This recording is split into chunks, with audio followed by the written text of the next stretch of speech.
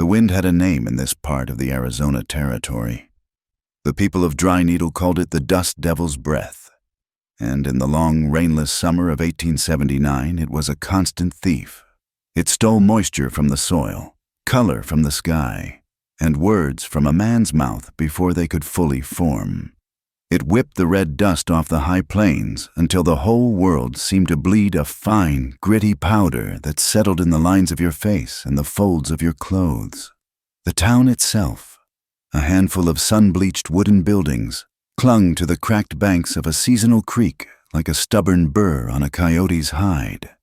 From a ridge overlooking the town, Ashki Nizyani watched the iron horse hiss to a stop, its black smoke a foul stain against a pale sky. He had followed its tracks for 2 days, a path of steel that scarred the land his people had walked for generations. He was a quiet man in his early 20s, with the stillness of the mesas in his posture and the weight of a promise in his eyes. The wind tugged at the dark blue neckerchief tied around his throat, a band of cloth woven by his grandmother, a reminder of a life he was bound to protect. His immediate purpose was Simple the Creek. The two that fed their small farms and watered their precious horses was running low. Whispers had come on the wind of the railroad company's plans, whispers as dry and unsettling as the dust. His greater purpose was a picture in his mind, a sturdy hogan for his sister, She-A, a place where the scent of her herbs and remedies could fill the air, safe and permanent. The iron horse had brought men and materials. He had seen the stacks of raw timber and iron fittings unloaded. They were not the things used to lay more track. They were the bones of something else, something that would choke the water. He shifted his weight, his moccasins silent on the rock. Patience was a weapon, and he knew how to use it. He would go into the town, listen and learn. Inside the Dry Needle Railroad station, the telegraph key chattered like an agitated insect. Nora Boone barely noticed the sound anymore. It was simply the rhythm of her life. A widow before she was truly a wife. She had come west from Pennsylvania, seeking not a new husband, but a piece of the sky that belonged only to her.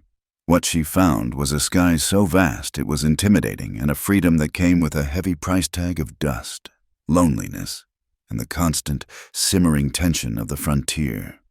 She was smart, with a mind as quick as the electric current that hummed through her fingers. Her fingers danced over the brass key, translating the coded clicks into the formal language of railroad business.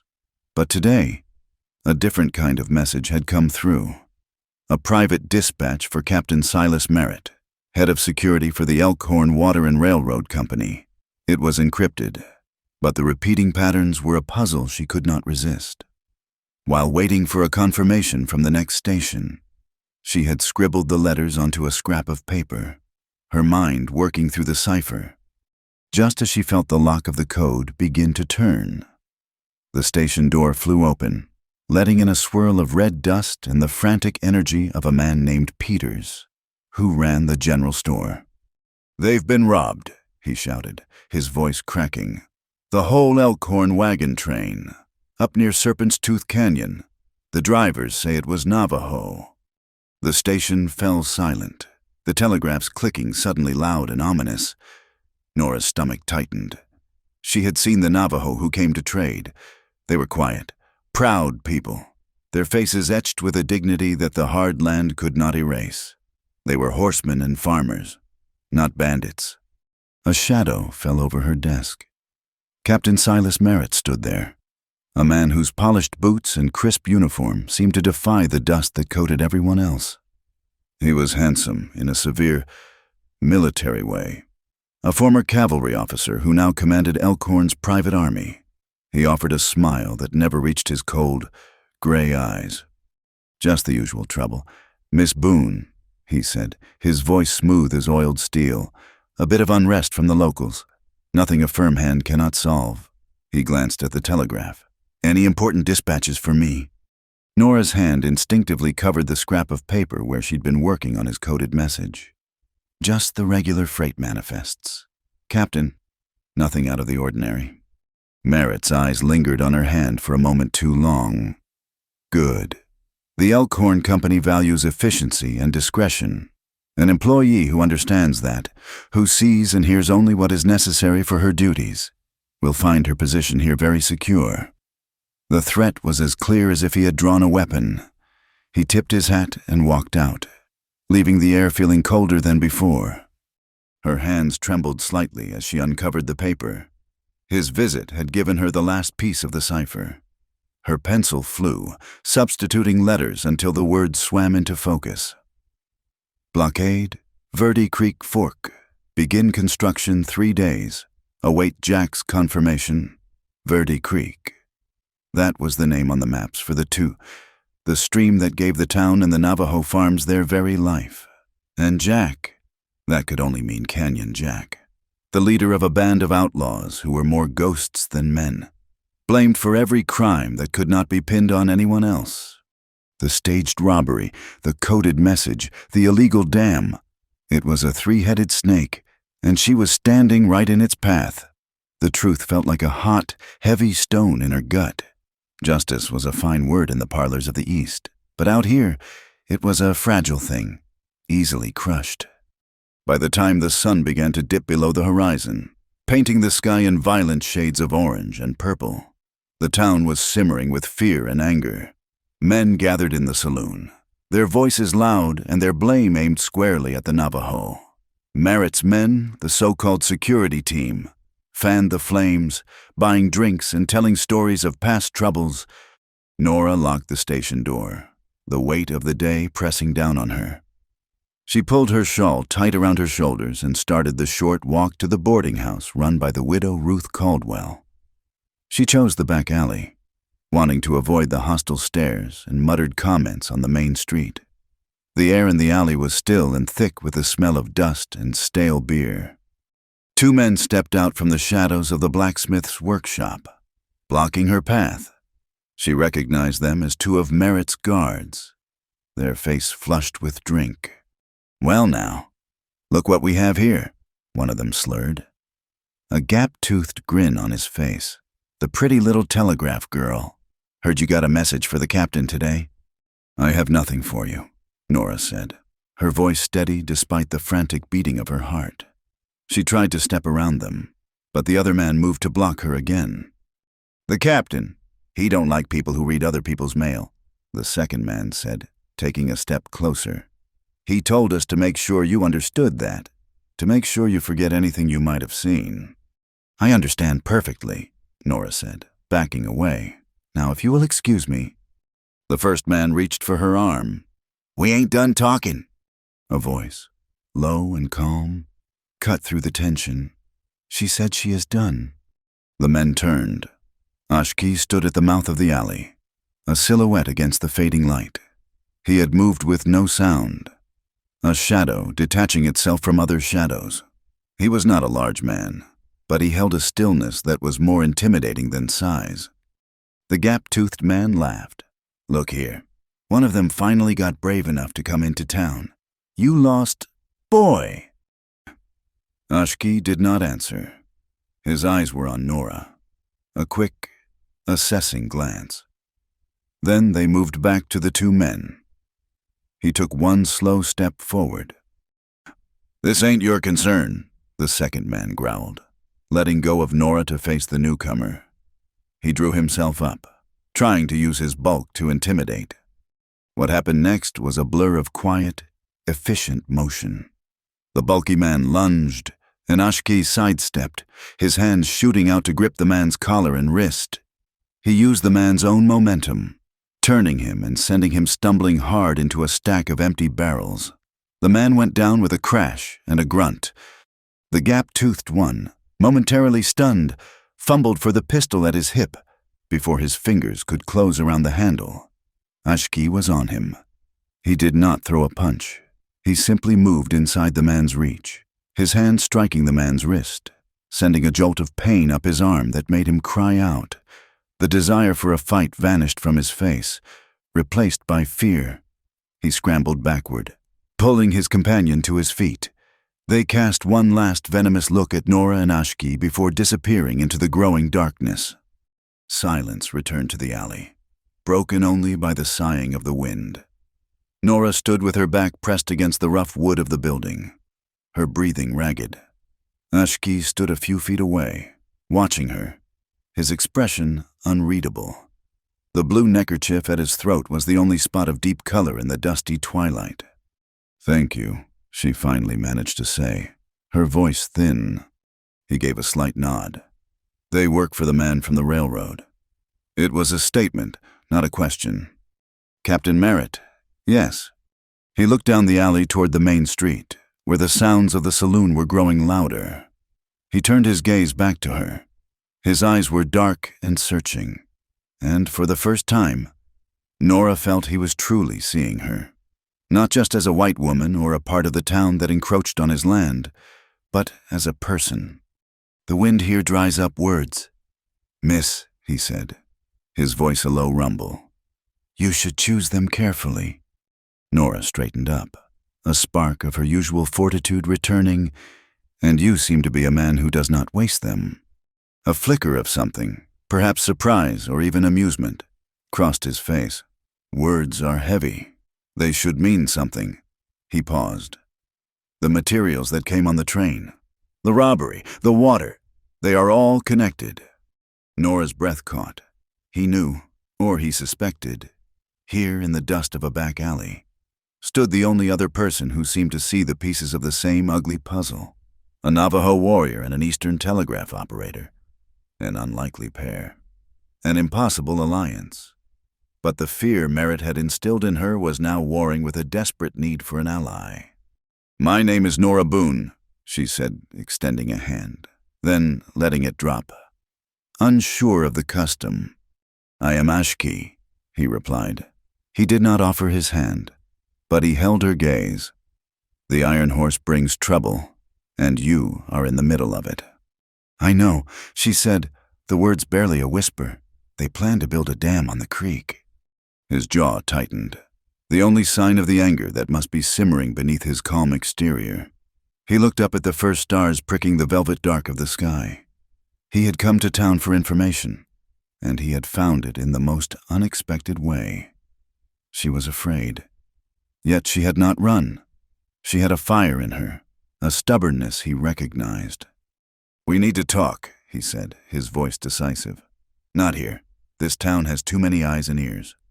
A bond was forming, fragile and unnamed, forged in a moment of shared danger. It was not built on trust.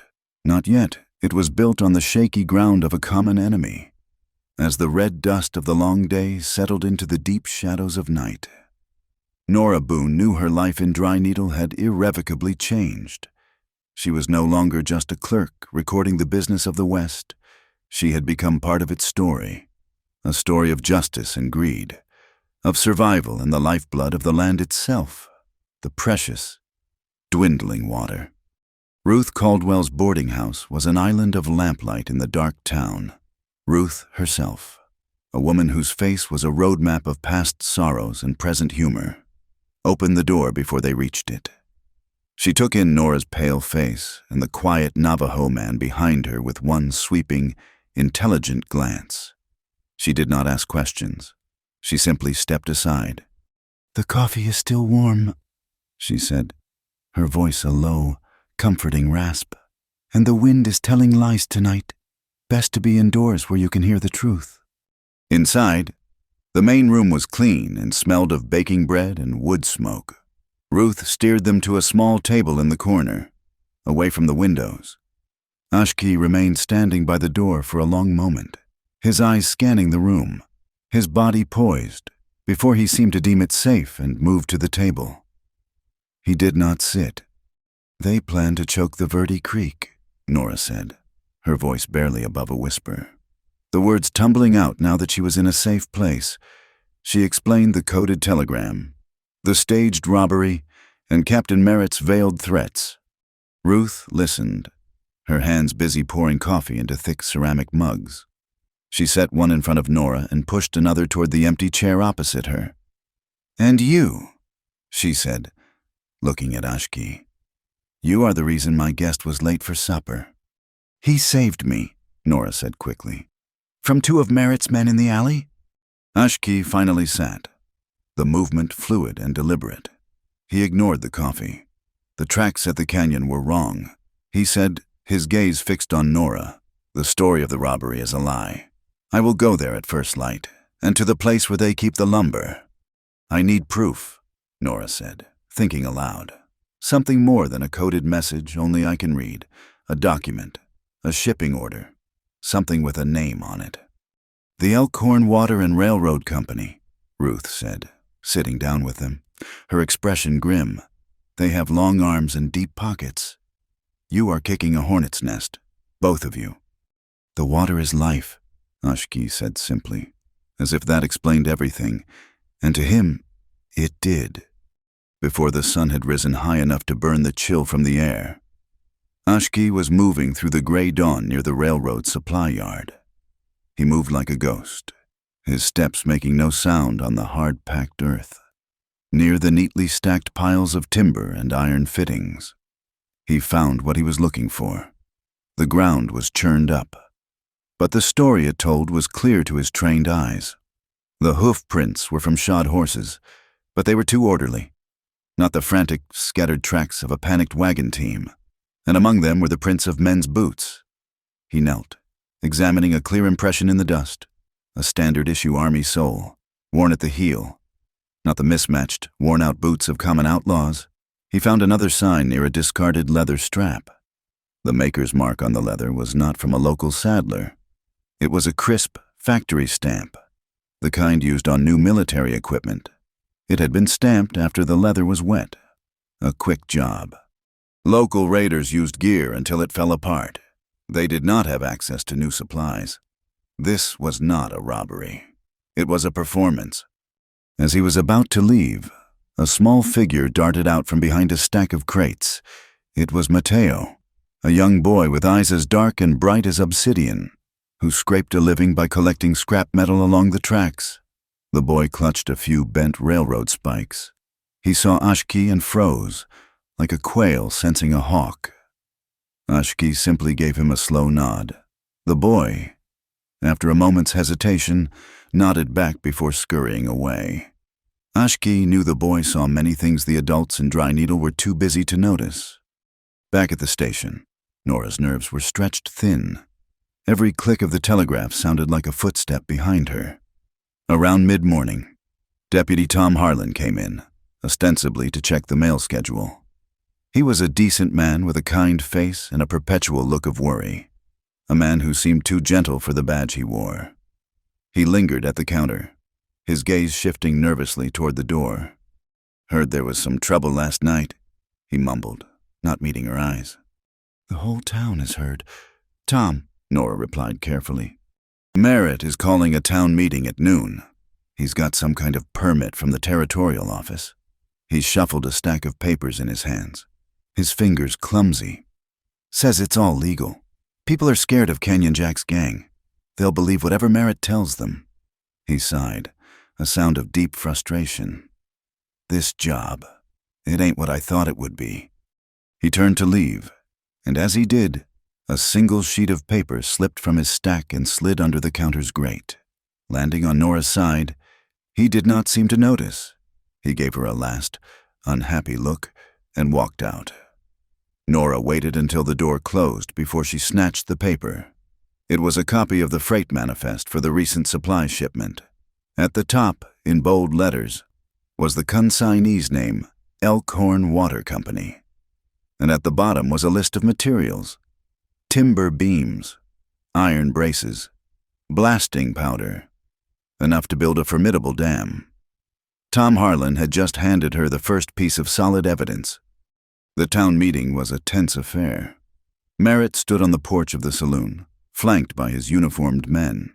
He held up the permit, its seal catching the noon sun. His voice was calm and commanding, the voice of a man used to being obeyed. He spoke of progress, of securing the town's water supply against drought and Navajo interference. He promised that the dam would bring prosperity. When a few of the more anxious townsfolk voiced their fears about Canyon Jack's retaliation, Merritt's smile was thin and confident. Canyon Jack and his kind only understand strength. He declared, With the completion of this project and the presence of my men, Dry Needle will be safer than it has ever been. We will not be intimidated by renegades." From the shade of the livery stable across the street, Nora and Ashki watched the scene unfold. They saw the mixture of hope and fear on the faces in the crowd. Merritt was a master at playing on those emotions, turning the town's fear into his weapon. The people were being divided, pitted against their neighbors, all for the sake of a company's greed. When the meeting broke up, they slipped away, heading out of town along the dry creek bed. They needed to talk, to plan their next move, and there were no safe places left within the town limits. The sun was hot, and the air was still and heavy. The sky, which had been a clear, bleached blue, was beginning to take on a hazy, yellow tint at the horizon. Ashki stopped, his head tilted, listening not with his ears but with his whole body. "A storm is coming," he said. "A bad one. We need to find shelter." The wind picked up suddenly, a low moan that quickly grew into a shriek. The world dissolved into a blinding, stinging whirlwind of red sand. Nora could not see, could barely breathe. The dust was like a physical blow, forcing its way into her eyes, her nose, her mouth. Panic began to rise in her chest. Then Ashki's hand was on her arm, his grip firm and steady. He pulled her along, his body a shield against the worst of the gale. He seemed to navigate by instinct, leading her through the disorienting chaos until they reached the base of a rock outcropping. He pushed her into a narrow crevice between two large boulders, a small pocket of relative calm in the heart of the storm. He pulled the blue neckerchief from his throat and handed it to her. "Cover your face," he commanded, his voice raised to be heard over the roar of the wind. He wedged himself into the opening of the crevice, his broad shoulders blocking the direct blast of the sand. He unbuttoned his heavy canvas coat and held it up, creating a more substantial barrier. The fury of the storm lessened to a bearable assault. Nora huddled in the small space, the fine fabric of his neckerchief over her nose and mouth. It scent faintly of sage and smoke. Time lost all meaning. There was only the sound of the wind, a relentless, deafening scream, and the secure presence of the man shielding her. She could feel the tremors in the rock as the wind battered it. He was so still, so patient, a part of the rock itself. He passed her his canteen, and she took a grateful sip of the warm, metallic tasting water. "Do you have a plan?" she shouted, the question feeling foolish as soon as it left her lips. He turned his head slightly, and she could just make out the line of his jaw in the dim, swirling light. "Yes," he shouted back. "Survive now. Talk about being heroes later." His words, so practical and devoid of false bravado, anchored her. They were not heroes. They were just two people in a storm, trying to stay alive. And in that moment, huddled in the dark, she trusted him completely. Hours later, the wind began to lose its fury, its shriek diminishing to a weary sigh. A strange, orange twilight filtered through the dust that still hung thick in the air. When they finally emerged, the landscape was transformed, softened and reshaped by the sand. The world was eerily quiet. They made their way back to Dry Needle as darkness fell, moving through a town that seemed stunned and subdued by the storm's passage. The lamps of Ruth's boarding house were a welcome beacon, but as they approached the porch, the front door was thrown open and two of Merritt's men stepped out, their rifles held ready. "We're looking for the Navajo," one of them said to Ruth, who stood in the doorway, her arms crossed. "Captain's orders. Search every building." Ruth did not flinch. "He is not here, and you are not setting one muddy boot inside my clean house without a warrant from a real lawman."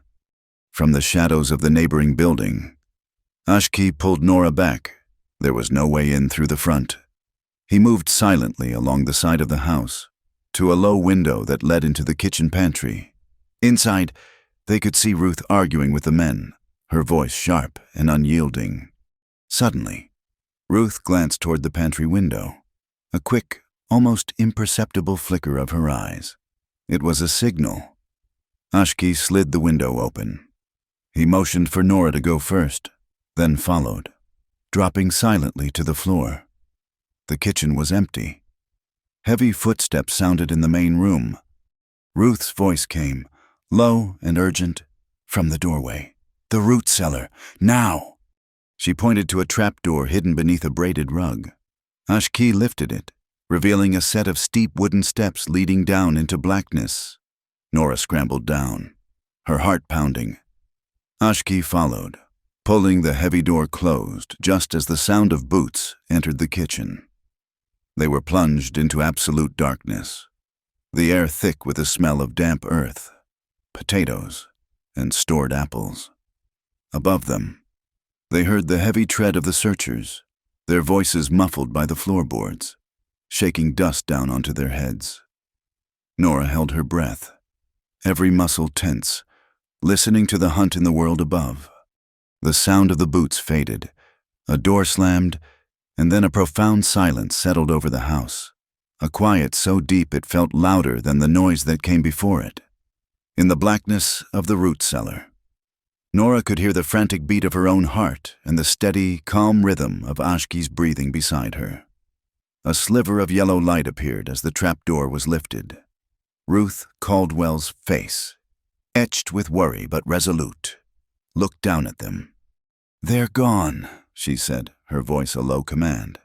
"For now, come on out before you start taking root." They emerged into the warm, lamp-lit kitchen, blinking in the sudden brightness. Nora's dress was smudged with dirt, and a cobweb was tangled in her hair. Ashki looked as if he had just stepped out for a casual stroll, his composure an unbreachable wall. Ruth pushed mugs of fresh, hot coffee into their hands. "This is a bad business," the older woman said, her eyes moving between the two of them. "Merritt is not just a bully. He is methodical. He is turning this town into his own private kingdom." "We need more than suspicions," Nora said, her hands warming around the mug. "We need proof that will stand up, something a real marshal would have to act on." Ashki stared into the dark liquid in his cup, but did not drink. The hunt, the need to hide, the violation of a safe home, it had stirred something cold and hard inside him. The urge to ride out, to meet violence with violence, was a powerful current pulling at him. But he had seen where that path led. It ended in graves and sorrow. He had to be smarter. He had to be stronger in a different way. "I will go to my family's camp," he said, his voice quiet but final. "I need to see my sister, to warn them, and I need to think." He looked at Nora. "Keep the papers safe. Do not trust anyone else."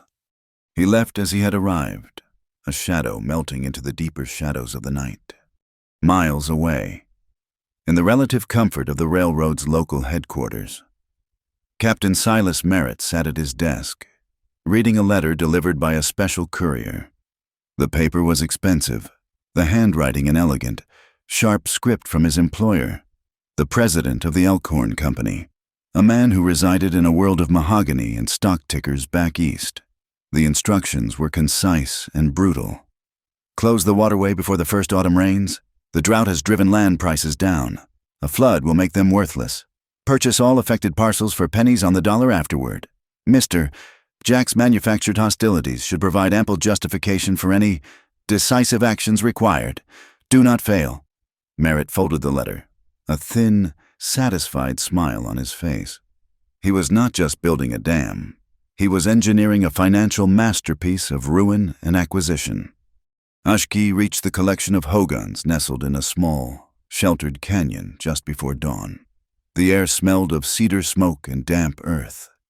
His sister, She'e, met him outside, her face serene but her eyes full of questions. Inside, their grandmother, Hastian, sat by the central fire pit, her ancient face a beautiful landscape of wrinkles, her hands never still as she spun wool. He spoke to her in their own language, his voice softer, the hard edges worn away by the familiarity of home. He told her of the iron rails, the dam, the threat to the water. She listened without interruption, her gaze never leaving his. When he finished, she spoke. "The people who think they can own water do not understand the land. The two is not a thing to be chained. It is the spine of the earth. It is the blood of our ancestors. If you break its flow, you break the back of the people." She placed a small bundle of dried herbs on the fire. A fragrant, cleansing smoke filled the hogan.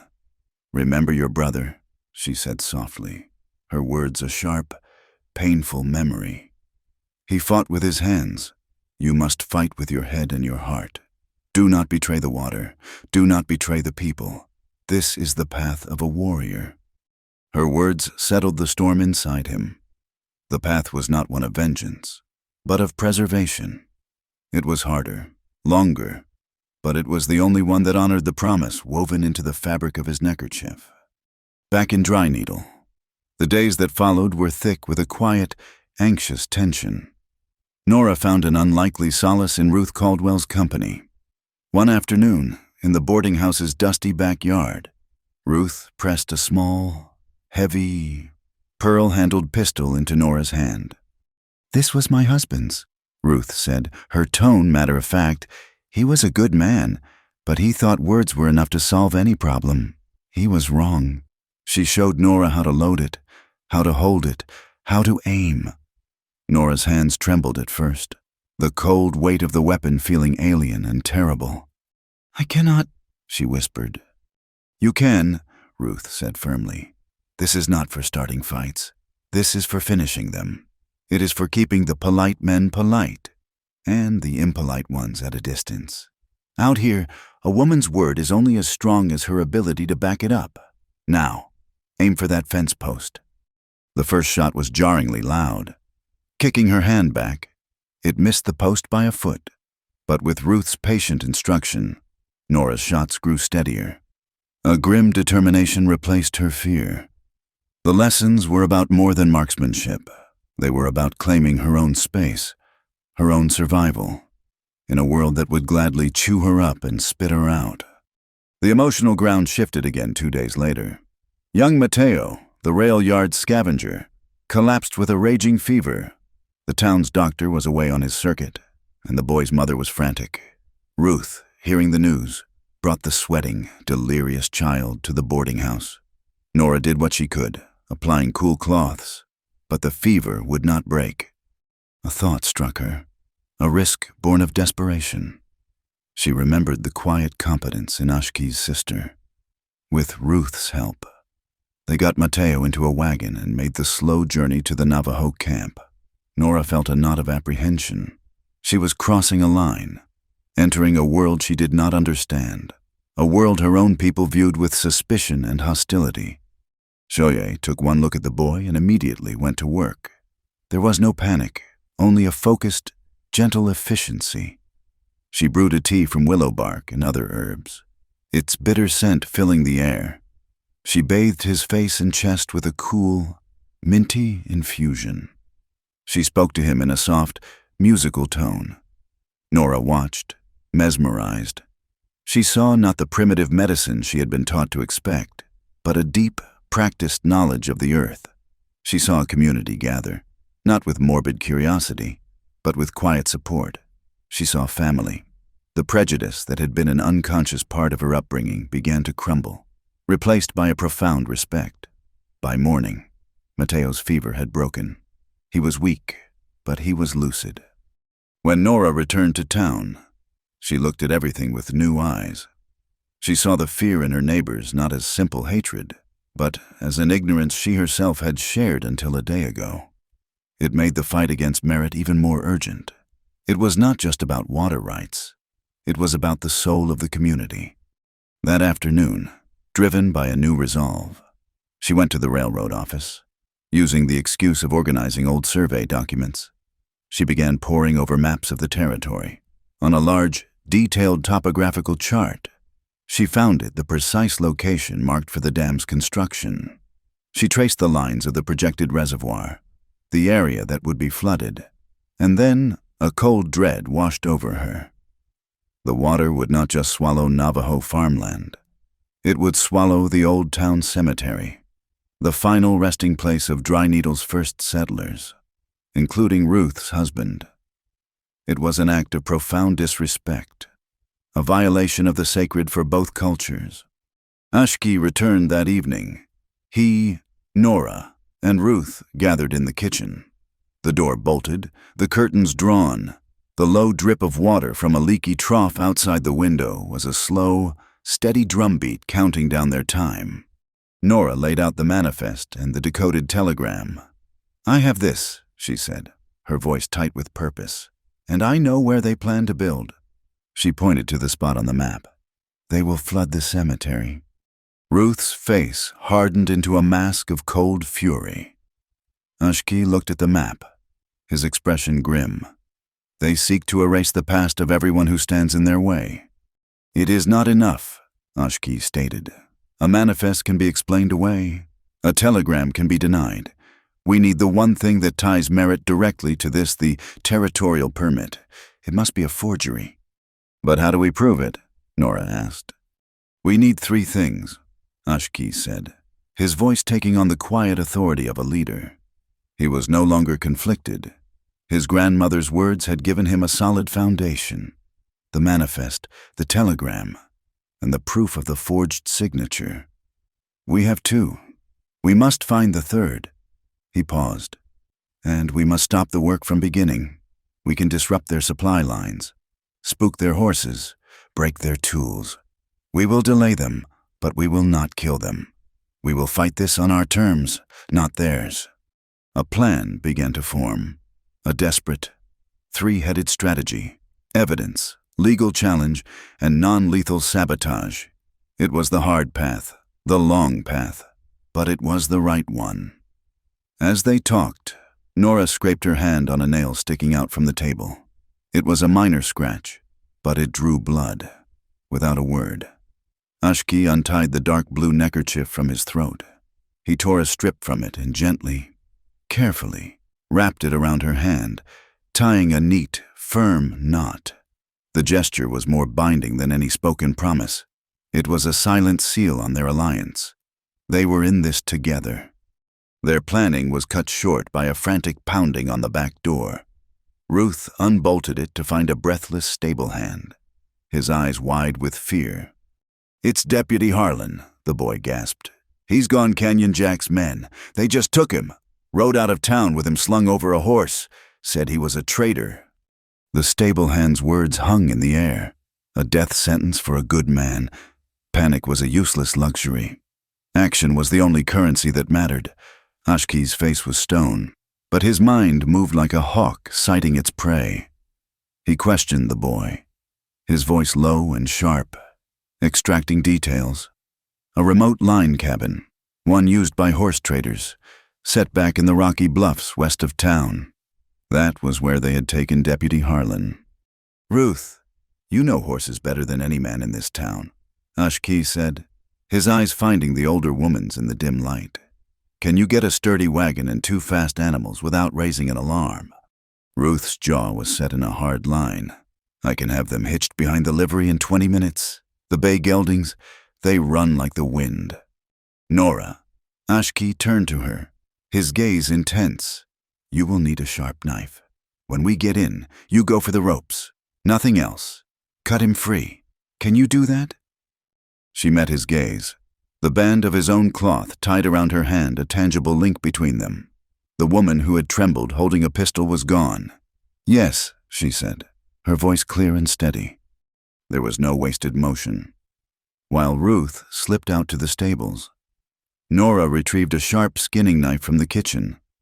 Ashki gathered a small bundle, a length of rope, a canteen, and a pouch of dried, pungent herbs. They moved through the darkened town like wraiths, sticking to the alleys and shadows, the weight of their purpose a heavy cloak around them. The line cabin was little more than a crude wooden box squatting under a rock overhang. A single lantern cast a sickly yellow glow from its one window, and the silhouettes of two guards passed back and forth. The horses were tethered nearby. Ashki led Nora and Ruth to a position on the ridge above, the wind whistling softly through the scrub pine. "They will have a guard inside and two out," Ashki whispered, pointing. "We cannot fight them head-on." He opened his pouch. The herbs were damp and mixed with something that smelled of pitch. "The wind is blowing toward the cabin. I will start a fire with this. It will make a thick, choking smoke, not a flame. It will confuse them." He looked at Ruth. "When the smoke hits, get to the horses. Not the ones belonging to the gang, but the ones they keep in the corral. Stampede them. Make them run past the cabin door. They will be the distraction." He then turned to Nora. "The moment the guards run out, you and I go in. Find Tom. Cut his bonds. We will have only seconds." It was a plan built on wind and shadow and nerve. Ashki crept down the slope, a phantom in the moonlight. Nora and Ruth watched, their hearts hammering against their ribs. They saw him build a small pile of tinder and lay the bundle of herbs on top. A tiny spark from his flint and steel, and a thick, acrid smoke began to billow, low to the ground, carried by the breeze directly toward the cabin. Almost immediately, there was a shout. The door flew open, and a man stumbled out, coughing and waving his arms. The two outside guards ran toward the source of the smoke, their rifles at the ready. That was Ruth's cue. She moved with the speed of a much younger woman, slipping through the rocks, unlatching the corral gate, and slapping the rumps of the startled horses with the flat of her hand. They exploded out of the pen, a wave of thundering hooves and panicked whinnies, charging past the front of the cabin. The chaos was their cover. Ashki grabbed Nora's arm. "Now!" They sprinted for the open door. Inside, the smoke was thick, stinging their eyes. Tom Harlan was slumped in a chair, his head lolling, his hands tied behind him. A third man, his face a mask of confusion, was just turning from the window. He was a big man, but Ashki was faster. He did not aim to injure, only to disable. He slammed into the man's side, driving him into the wall. The man's head hit the timber with a dull thud, and he slid to the floor. Nora. She was already there, the knife flashing in the lantern light. The ropes were thick, but the blade was sharp. One strand parted, then another. Tom moaned, his eyes fluttering open. He was bruised and his breathing was shallow. "We have to go," Ashki said, pulling the dazed deputy to his feet. They half carried, half dragged him out into the night. Another figure was there, waiting in the confusion. A tall man with a lean, wolfish face and eyes that seemed to have seen too much of the world's cruelty. He held a pistol, but it was not aimed at them. It was aimed at the two returning guards. "Get him in the wagon," the man said, his voice a low growl. It was Canyon Jack. The two guards skidded to a halt, their faces a mixture of fear and confusion. "Jack, what are you doing?" Merritt said. "I take my orders from the man who pays me," Jack snarled. "And right now, I have new orders." He motioned with his gun. "Drop your rifles." Ashki did not hesitate. He trusted the moment, not the man. He and Nora bundled Tom into the back of the waiting wagon, where Ruth already held the reins. Ashki met Jack's eyes over the deputy's slumped form. There was something familiar in the man's stance, in the way he held his head. "You were a scout," Ashki said, the realization hitting him. "With the army, at the San Carlos reservation?" A bitter smile twisted Jack's lips. "A long time ago, before they decided they did not need us anymore. They taught us to track and fight, then threw us away like spent cartridges. Merritt, he pays well, and he lets me bite the hand that used to feed me. He was a man hollowed out by betrayal, filled back up with pure spite. He is using you," Ashki said. "Everyone uses everyone," Jack shot back. "Now get out of here before I change my mind." He fired a shot into the air, and the two guards flinched. "Go!" Ruth needed no further encouragement. She snapped the reins, and the bay geldings lunged forward, pulling the wagon away from the cabin at a jarring pace. Nora looked back once to see Canyon Jack standing alone, a solitary, conflicted figure watching them disappear into the night. Their flight was a frantic race through a maze of canyons and dry washes, Ruth handled the team with an expert hand, but the terrain was treacherous. As they careened around a sharp bend, a shower of pebbles rained down from the canyon wall above them. Merritt's men were in pursuit. "They are trying to cut us off," Ruth shouted over the clatter of the wheels. A rifle shot cracked, and a splinter of wood flew from the side of the wagon. The geldings, spooked, tried to bolt. "I cannot hold them steady and drive," Ruth yelled. Without a second thought, Nora scrambled into the driver's seat. "Give me the reins. You and Ashki hold Tom down." She took the leather straps in her hands, her knuckles white. She had driven wagons on the flat farmlands of Pennsylvania, but this was like trying to steer a ship in a hurricane. The wind whipped her hair across her face, and the wagon bucked and swayed, threatening to splinter apart. She focused, her mind shutting out the fear, seeing only the path ahead. She remembered her father's words, "Feel the horses, do not fight them, guide them." She eased the pressure on the left rein, letting the lead horse find its footing on a patch of slick rock. She leaned into a sharp turn, shifting her weight to keep the wheels from lifting. A section of the trail ahead had crumbled away, leaving a narrow, precarious ledge. There was no time to stop. She gave the horses their head, urging them on with her voice, and they flew across the gap, the wagon groaning in protest as it landed hard on the other side. They were through. The sound of pursuit faded behind them. They found a sheltered alcove to rest, the horses heaving, their flanks lathered in sweat. Tom Harlan was conscious, but barely. He coughed, a weak, rattling sound. "Nora," he whispered, his eyes struggling to focus on her. "Merritt? He keeps everything in the office, a false bottom in the big steel filing cabinet." He coughed again, his body trembling.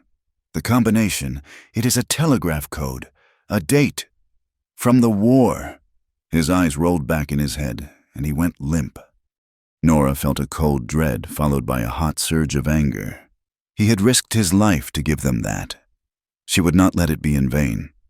The fear, the feeling that she was just a secretary caught up in something too big for her. It was still there, a cold knot in her stomach, but now it was mixed with a fiery resolve. She looked at Ashki, his face illuminated by the pale moonlight. "I am going in there," she said, her voice leaving no room for argument. "I can open that cabinet." She managed a small, grim smile. "If no one is going to give me a seat at the table, I will just have to take the whole desk." Leaving Ruth to care for Tom in a hidden spot, Nora and Ashki made their way back to Dry Needle. The town was quiet, but it was the unnatural quiet of a place holding its breath. The railroad office was a dark shape against the starry sky. A single windmill creaked nearby, its slow, rhythmic groan like the town's weary heartbeat. A church bell tolled once, marking the dead of night. Ashki scaled the side of the building with the silent grace of a mountain cat, taking up a position on the flat roof where he could watch the street. Nora, her pilfered office key in hand, slipped the lock on the back door and slid inside. The air was stale, smelling of ink and cold metal. She lit a small lantern, keeping the flame low. The filing cabinet stood against the far wall, a steel monolith. She ran her fingers along the bottom, finding the faint outline of a hidden panel. The lock was a dial, but instead of numbers, it had the dots and dashes of Morse code. A date. Tom had set a date from the war. What date would be important to a man like Merritt? She tried several famous battles. Nothing. Then she thought of the man himself, vain, proud of his service. She tried the date of his officer's commission, a date she had seen on the paperwork in his file. She clicked the dial. ... The lock clicked open. Inside was a ledger and a stack of papers. Her hands shook as she pulled them out. It was all there, the original, unencrypted telegrams to and from the Elkhorn president, the real shipping manifests, listing Canyon Jack as a paid contractor, the detailed plans for the dam and the subsequent land purchases. They had him. They had everything. As she gathered the documents, a faint hissing sound reached her ears. She froze. It was coming from the potbelly stove in the corner. She raised her lantern. Tucked beneath the stove, almost invisible in the shadows, was a bundle of blasting sticks. A slow burning fuse was already halfway to its destination. It was a trap. The door was too far away. The window was small, high on the wall. "Ashki!" she screamed. The world exploded in motion. The window above her shattered inward as Ashki dropped from the roof. Landing in a crouch, he saw the fuse in the same instant she did. There was no time to think. He scooped her up into his arms as if she weighed nothing and lunged for the small storage room at the back. He kicked the door open, threw them both through the opening, and covered her body with his own. The explosion was a deafening roar that shook the very foundations of the town. The wall blew outward, and a wave of heat and splinters washed over them. For a moment, there was only a ringing in her ears and the heavy, solid weight of Ashki protecting her. He slowly pushed himself up, his face grimy with soot. They stumbled out through the splintered remains of the back wall into the cold night air, coughing, their ears still ringing. The office was a funeral pyre, the flames licking at the night sky, consuming the evidence they had just found. But Nora still clutched the ledger and the papers to her chest. They had survived. They had the proof. They looked at each other, their faces black with soot, their clothes torn. A shared, hysterical laugh bubbled up from Nora's throat. Ashki's face broke into a rare, weary grin. "Tomorrow morning, you can be the hero," she gasped, leaning against the wall for support. Tonight, I am just happy to be alive." Their relief was short-lived. Shouts and bells began to ring out across the town. Figures ran toward the fire, and then Captain Merritt's voice rose above the din, cold and authoritative. "The saboteur has been found," he bellowed, his voice carrying across the square. It was the Navajo. "Ashki, he has committed arson against the railroad. There is a $500 reward for his capture, dead or alive." The night air was still cold and sharp with the ghost of the explosion. Merritt's accusation echoed in the sudden, shocked silence of the town. A poison arrow shot into the heart of the chaos. There was no time for deliberation. Every man with a gun and a greedy thought would soon be a hunter, and Ashki was the quarry. He and Nora slipped back into the labyrinth of alleys, the precious ledger and papers clutched in Nora's hands, the smell of smoke clinging to them like a second skin. They found Ruth where they had left her, crouched over Tom Harlan in a dry wash, her face a grim mask in the moonlight. She took in their soot-stained faces and torn clothes, her eyes lingering on the papers in Nora's grasp. "The fire was a trap," Nora whispered, the words scratching her raw throat. Merritt was waiting. He named Ashki. "Then he cannot stay here," Ruth said, her voice flat and hard. "They will tear this town apart looking for him." She looked at Tom, who was stirring, his moans thin and weak. "And this one needs a real healer, not just a stubborn old woman with a canteen." The decision was made without being spoken. The only place of safety for either man was in the hidden canyon with Ashki's people. The journey was a slow, agonizing trek through the darkness. Ashki moved ahead, scouting the path, while Nora and Ruth supported the barely conscious deputy between them, his dead weight a constant, draining burden. By the time they reached the sanctuary of the Hogans, the eastern sky was beginning to pale. Ashki's sister, Shie, took charge of Tom with the same quiet competence she had shown with Mateo, her brow furrowed with concern at the extent of his injuries. Ashki, his face grim, told his family what had happened, the bounty now hanging over his head. He was a fugitive in his own land. The lie of the arson spread through Dry Needle faster than the fire itself. Fear, fanned by Merritt's agents and nurtured by years of simmering prejudice, took root. Ranchers whose cattle drank from the same creek as the Navajo suddenly saw them as a threat. Men who had traded peacefully for years now looked at any native face with suspicion. Nora felt the chill of it when she returned to her post.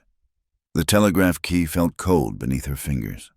The few people who came into the station looked through her, their greetings non-existent, their business conducted in clipped, hostile tones. She was isolated, branded by her association with the accused. Her one bastion of support was Ruth Caldwell. The widow would arrive at the station each day at noon, carrying a basket. Inside would be a thick slice of apple pie or a warm biscuit, and tucked beside it, the heavy, reassuring shape of her late husband's Remington revolver. "Let them stare," Ruth would say, her voice a low growl. "Fear makes folks stupid. Nora and Captain Merritt is selling stupidity by the barrel." Merritt did not wait for the stupidity to wear off. He pressed his advantage. Using the law as a club, he sent for a traveling circuit judge, a man named Ferris, whose robes were stained with whiskey and whose eyes had the dull sheen of a man whose morals were for sale.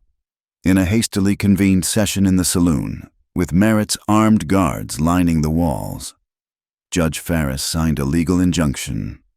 Citing the immediate threat of insurrection, the order authorized Merritt's men to confiscate all firearms from the Navajo settlements within a 5-mile radius of the Verde Creek. It was a legal disarmament, a stripping away of their right to self-defense, all under the false color of law. The land itself seemed to rebel against the injustice. 3 days after the fire, the sky turned the color of a fresh bruise. A wind rose, not with the sudden fury of the last one, but with a slow, building menace.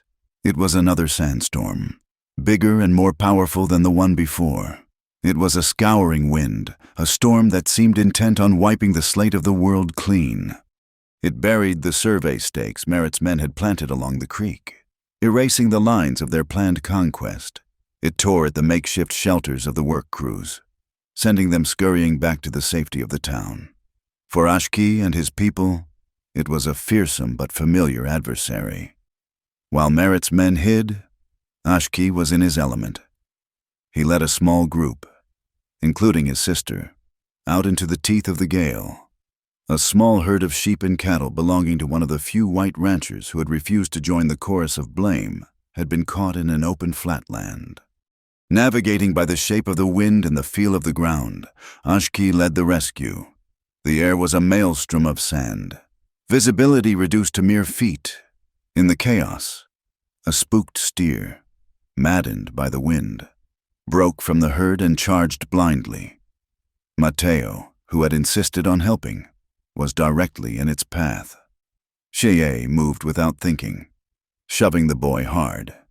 He tumbled out of the way as she took the glancing impact of the animal's shoulder. She was thrown against the splintered rails of a broken corral fence.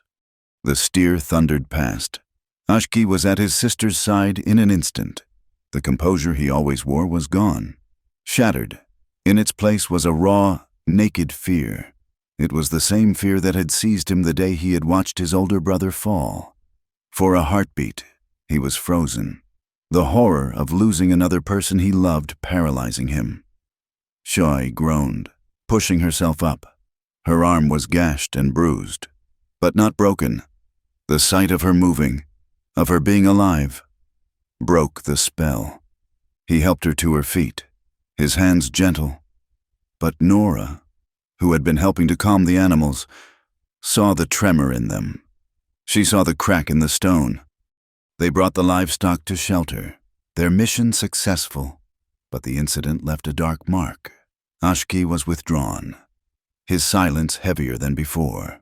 He had shown his people how to survive the storm, but he had also revealed his deepest weakness. Back at the camp, under Cheye's care, Tom Harlan was slowly regaining his strength. The day after the storm, his fever broke for good. He was weak, his voice a reedy whisper, but his mind was clear.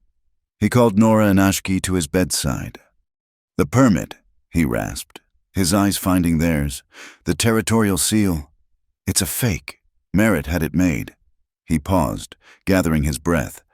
"There is an engraver in Prescott, a man named Elias Reed. He is a good man, but he has a weakness for drink and cards. Merritt owns his debts. He forced Reed to make the seal." He coughed, a dry, painful sound. Reed keeps a private log, every job he does. He is scared. He will talk, if someone can get to him before Merritt does. It was the final piece, the third leg of the stool, the proof that could bring the whole corrupt enterprise crashing down. But Prescott was 100 miles away, a dangerous journey through open country for a man with a bounty on his head. The weight of it all seemed to settle in the small hogan. The pressure was immense. Ashki's sister was injured. His people were being disarmed. He was a wanted man. That evening, Nora found him outside, sharpening his knife on a whetstone. The rhythmic scrape of steel on stone, a harsh, grating sound in the quiet dusk. His movements were tight with a contained fury. She saw the rage in him, and she mistook its target. "You cannot," she said, her voice quiet but firm. "You cannot go after Canyon Jack. Not like this, an ambush, a quick knife in the dark. It will solve nothing. It will only prove Merritt right." He stopped, his hand still on the knife. He looked up at her, his eyes dark pools of anger and pain. "You think I do not know that he hurt my sister? His men are taking our guns, the ones we need to hunt, to protect ourselves. Your way, the long way, the path of paper and proof, it feels like a slow death while my family is in danger." "And your way feels like a fast one," she retorted, her own frustration boiling over. "We are so close. Ashki, we have the ledger. We have the telegrams. We know about the seal. If you throw that all away for revenge, then what was any of this for? What did Tom almost die for?" The argument was sharp and painful because it was born not of dislike, but of a deep, conflicting care. They stood in the twilight, a chasm of culture and experience between them. He saw her as naive to the brutal realities of survival. She saw him as perilously close to embracing the very violence they were fighting against. The standoff was broken by a small, sad gesture. He held up his hand, and she saw the dark blue neckerchief he had used to bandage her hand was still tied there. It was torn and frayed from the explosion. "The world is a hard place," he said, his voice rough. "Things break." The anger drained out of her, replaced by a wave of empathy. "Yes," she whispered. "They do." She stepped forward. "But they can also be mended." She gently untied the ruined cloth from his wrist. She took it inside, and by the light of a small lamp, she found a needle and a spool of thin copper wire she used for repairing the telegraph equipment. With painstaking care, she began to stitch the tear in the heavy woven cloth. The fine, metallic thread was a stark contrast to the dark blue fabric, a seam of shimmering copper holding the pieces of his tradition together. It was an act of quiet patience, a testament to the long, difficult path she believed in. When she finished, she brought it back to him. He took it from her, his calloused fingers tracing the line of her careful stitches. He did not say thank you. The words were not necessary. He tied it back around his throat, the repaired cloth a symbol of their renewed, if fragile, pact. "Prescott," he said, the single word a decision. "We will ride at sunset." The air was cleared. The path ahead was perilous, but it was a path they would walk together. As the sun bled its last colors across the horizon, they made their preparations. Ruth would stay to watch over Tom and be their eyes and ears in Dry Needle. Ashki and Nora would make for Prescott. They rode out not as victors, but as fugitives and pilgrims, seeking a justice that seemed as distant and uncertain as the far-off mountains silhouetted against the dying light. The journey to Prescott was a long climb into a different world. They left the red rock and dust of the low desert behind, ascending into the high country of the Mongolian Rim. The air grew thin and sharp, tasting of pine and cold stone. They traveled mostly by night, a necessity for a man with a price on his head, resting during the heat of the day in hidden arroyos or thick stands of juniper. A sliver of moon hung in an ink-black sky littered with a spray of impossibly bright stars, providing just enough light to see the treacherous trail ahead. On the third night, they made camp beside a small, clear creek that tumbled over smooth granite rocks. The sound of the water was a gentle, cleansing whisper in the immense silence of the high plateau.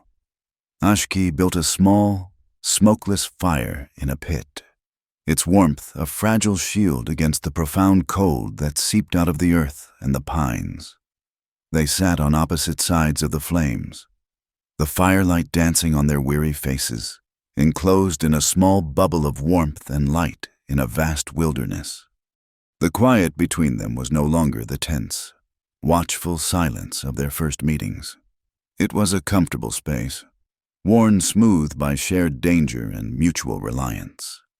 Nora watched him as he stared into the flames, his face a study in stoic resolve.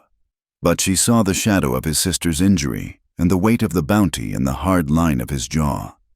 "You told me once that words are heavy," she said softly, her voice barely disturbing the night.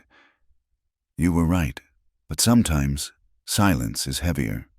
He looked up, his dark eyes meeting hers across the fire. He seemed to consider her words, to weigh them as he would a set of tracks. "My brother was older than me," he said, his voice a low rumble. "He was a warrior. He believed the only answer to a fist was a harder fist. When the soldiers came to move us from our lands, years ago, he fought. He died with a rifle in his hands, full of anger." Ashki picked up a dry twig and fed it to the fire, watching the flames consume it. "My grandmother says he fought with his hands, but I must fight with my head. I have his anger in my blood. Every day, I have to choose not to be him. Sometimes that choice is difficult." The confession hung in the air between them, a rare and precious offering. Nora understood now the source of the conflict she had seen in him, the constant war between his warrior's instinct and his chosen path of patient justice. She felt a need to offer something of her own, to meet his vulnerability with hers. "My husband's name was Michael," she said, her gaze turning inward, back to a life that felt like it belonged to someone else. "He was an engineer from Philadelphia. He loved books and believed in progress. He believed the railroad was a great and noble thing, a way of taming the wilderness." She gave a small, sad smile. "He never saw the wilderness. He only saw the lines on his maps. He died of a fever in a canvas tent beside the tracks in Kansas, 100 miles from anywhere. The great and noble railroad just kept moving west. It did not even stop to mark his grave." His pain reflected her own. They were two people shaped by loss, bereaved by the very forces that defined the West, the clash of cultures, the relentless march of progress, and the unforgiving nature of the land itself. The fire crackled, a warm and living heart in the cold darkness. They broke camp before dawn. As they were dousing the fire, they heard it, a faint sound, almost like a wounded animal, carried on the morning breeze. Ashki's head came up, his body instantly alert. He motioned for Nora to stay put and moved into the trees, disappearing as if the forest had simply swallowed him. He returned minutes later, his expression unreadable. "Come," he said, "and be quiet." He led her to a shallow ravine not far from their camp. There, caught in the cruel steel jaws of a trapper's snare, was a little girl. She could not have been more than 6 or 7 years old, her face streaked with dirt and tears, her dark eyes wide with terror. She wore the simple hide dress of an Apache. The trap had closed on her ankle, and the ground around her was scuffed from her frantic struggles. Nora's heart constricted. Ashki knelt beside the child, speaking to her in a language Nora did not know, his voice a gentle, soothing murmur. The girl flinched at first, but his calm presence seemed to quell her panic. He examined the trap, his movements economical and sure. It was an old, powerful model, designed for wolves or coyotes. "I need your help," he said to Nora, not looking up. "When I press the springs, you must pull the jaws apart. They are strong. Do not let them snap shut again." She knelt on the other side of the trap. Ashki placed his hands on the twin steel springs, his muscles bunching under his shirt as he applied steady, immense pressure. The teeth of the trap slowly began to open. Nora slipped her fingers into the gap. the cold metal biting into her skin, and pulled with all her strength. The jaws opened another inch. The little girl cried out, a sharp whimper of pain and fear. "Hold it," Ashki commanded. With his free hand, he gently worked the child's small, swollen ankle from between the metal teeth. Nora's arms trembled with the strain, her muscles burning, but she held on until the girl's leg was free. Ashki let the pressure off the springs, and the trap snapped shut with a vicious clang. The girl's ankle was badly bruised and cut, but the bone did not appear to be broken. Ashki cleaned the wound with water from his canteen and bound it with a strip of clean cloth. He then lifted the child into his arms. She was light as a bird. She had stopped crying and was now watching him with a solemn, trusting gaze. They had to find her people. Their journey to Prescott was no longer a flight, but a rescue mission. The child, whom they learned was named Tali, slowed them down, but neither of them considered any other course of action. They were just turning into a narrow, rock-strewn canyon in the late afternoon when the ambush came. It was not a military operation. It was a clumsy, desperate attack by two prospectors, their faces gaunt with greed, who had likely heard of the bounty in a nearby mining camp. They burst from the rocks, their pistols raised. "That is him!" the Navajo one shouted. Ashki's reaction was instantaneous. He shoved Nora and the child behind a large boulder, shielding them with his body. A pistol shot echoed in the canyon, the bullet ricocheting off the rock near his head. He drew his own pistol, not firing wildly, but aiming with a calm precision that was terrifying to behold. He shot the pistol out of the first man's hand, the weapon clattering to the ground. The second man, bolder or perhaps more foolish, charged forward. Ashki met him halfway. The fight was a brutal, short-lived ballet of violence.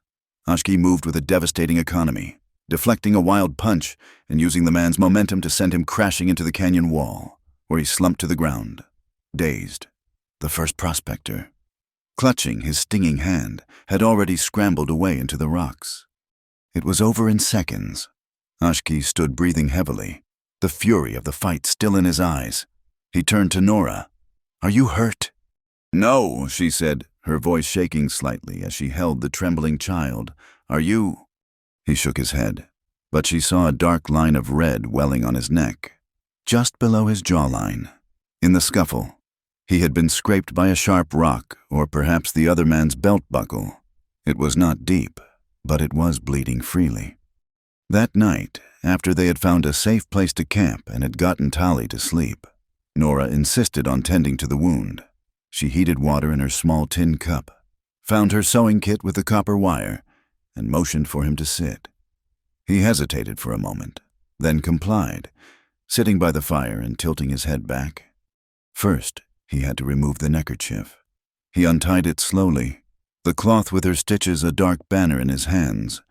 His throat was exposed, strong and vulnerable in the flickering firelight, with a damp cloth. Nora gently cleaned the cut, her touch as light as a moth's wing. The bleeding had mostly stopped, but the gash was long enough that it needed a stitch or two to close cleanly. "Hold still," she whispered. He was impossibly still, his eyes closed, his body rigid. She threaded her needle. Not with the copper wire this time, but with a fine, strong thread. Her fingers were steady as she drew the edges of the skin together, her movements precise and careful. When she was finished, she snipped the thread and gently wiped away the last traces of blood. For a long moment, her hand lingered on his neck, her thumb resting on the pulse that beat steadily beneath his warm skin. An unspoken current passed between them, a powerful and undeniable connection that went deeper than words or shared danger. On impulse, driven by a feeling she could not name, she leaned forward and pressed her lips softly against the base of his throat, just below his Adam's apple. A tremor ran through his entire body. He drew in a sharp, ragged breath, and his hand came up to cover hers where it rested on his neck. His skin was hot. When he spoke, his voice was a raw, husky whisper, a sound that seemed pulled from the very core of him. "Woman," he breathed. You will make me fall before heaven." The intensity of the moment was a physical thing, a weight in the air around them. Nora pulled back slightly, her heart hammering. A small, shaky smile touched her lips as she tried to lighten the profound gravity of what had just passed between them. "Fall before heaven," she teased gently, "or before me." His eyes opened. They were dark and bottomless in the firelight, full of an emotion she had never seen there before. "You choose heaven," he said, his voice regaining some of its strength. "I choose you." He did not kiss her. The words were enough. He simply kept his hand over hers, his fingers lacing with hers against his throat. They stayed that way for a long time as the fire burned down to glowing embers. Later, as they sat wrapped in their separate blankets against the cold, he reached across the small space between them and took her hand, their fingers intertwined, a silent, solid promise in the darkness. The feeling that grew between them was not a sudden, blazing fire, but a slow, steady warmth, built of small, repeated acts of trust and kindness. They found Tali's village the next day, a small, hidden encampment of Apache. There was a moment of tense suspicion, but when they saw the child, safe and sound, the suspicion melted into a flood of relieved gratitude. Tali's mother wept and embraced Nora, and her father, a stern-faced warrior, gave Ashki a nod of profound, silent respect. They were offered food and a safe place to rest, a brief moment of peace in their hurried journey. They reached Prescott 2 days later, a bustling, noisy town carved out of the pine forest. It was a world away from the quiet desolation of Dry Needle.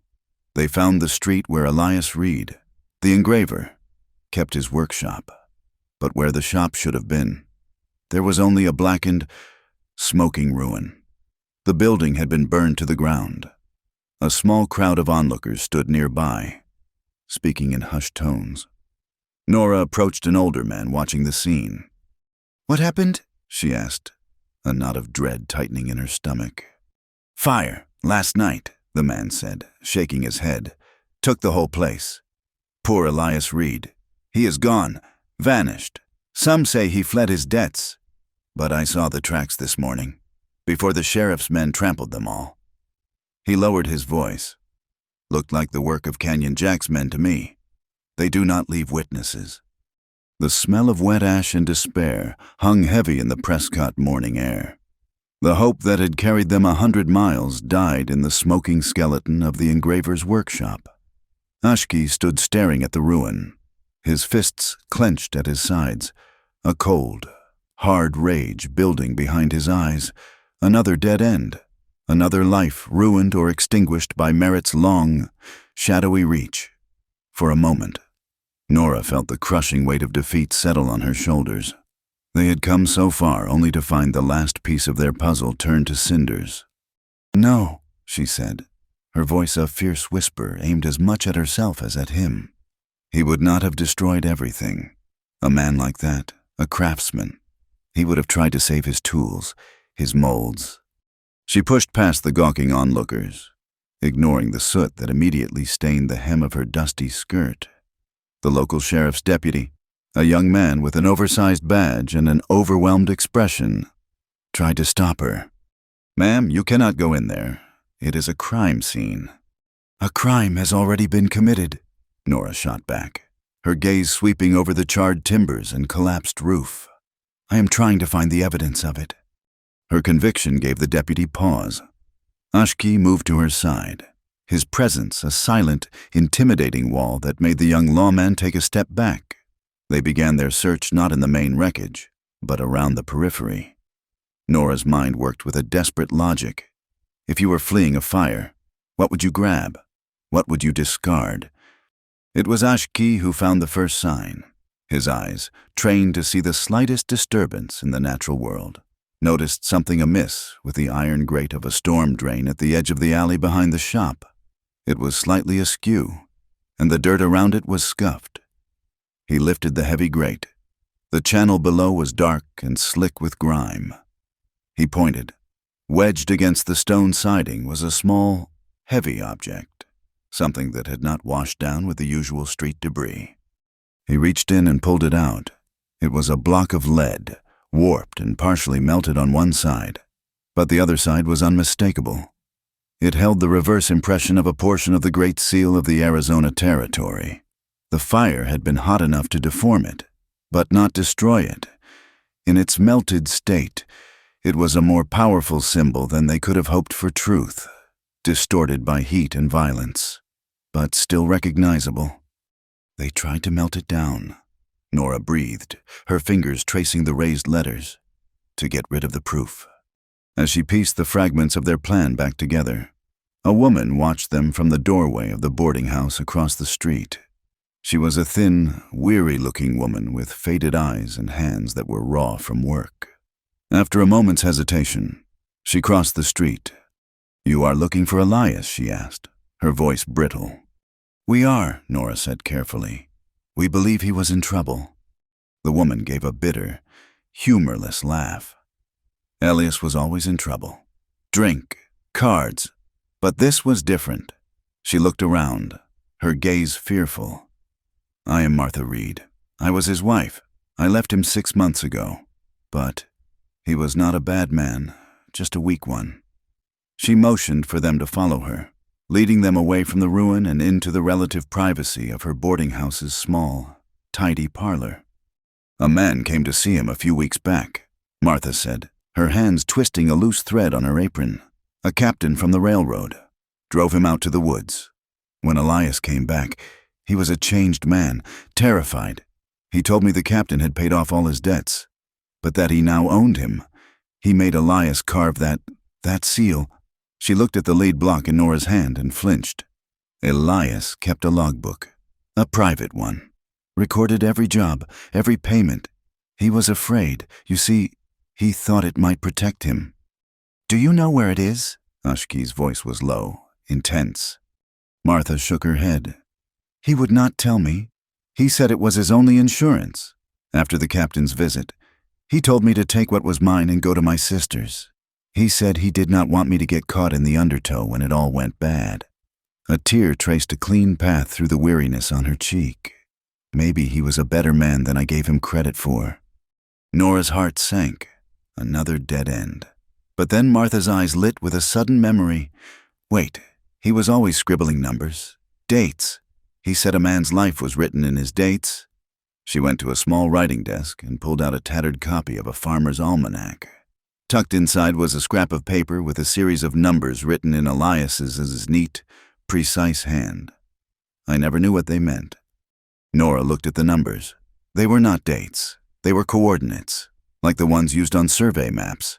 She immediately thought of the one place Elias might consider safe, a place no one would think to look, the cemetery. They found it on a hill overlooking the town. Following the coordinates from the almanac, they arrived at a simple, weathered headstone for a man who had died a decade earlier. Ashki knelt, examining the base of the stone. He ran his fingers along the bottom edge, then began to dig carefully in the soft earth. A few inches down, his fingers struck something hard. It was a small, oilskin-wrapped package. Inside was a thin, leather-bound ledger, Elias Reed's insurance. As they stood by the grave, the weight of the logbook a solid promise in Nora's hands. A flicker of movement at the end of the street caught Ashki's eye. A man, lean and wolfish, was just leaving the assayer's office. He turned, and for a split second, his eyes met theirs. Canyon Jack. Recognition and alarm flashed across his face. He turned and ran. "He is not getting away," Ashki said, his voice a low growl. He handed Nora the logbook. "Keep this safe. Stay here." He was gone before she could protest. A blur of motion. The chase was on. Jack was fast, weaving through the crowded, dusty main street of Prescott. He dodged wagons and startled pedestrians, heading for the maze of alleys and workshops that clung to the hillside. Ashki did not follow directly.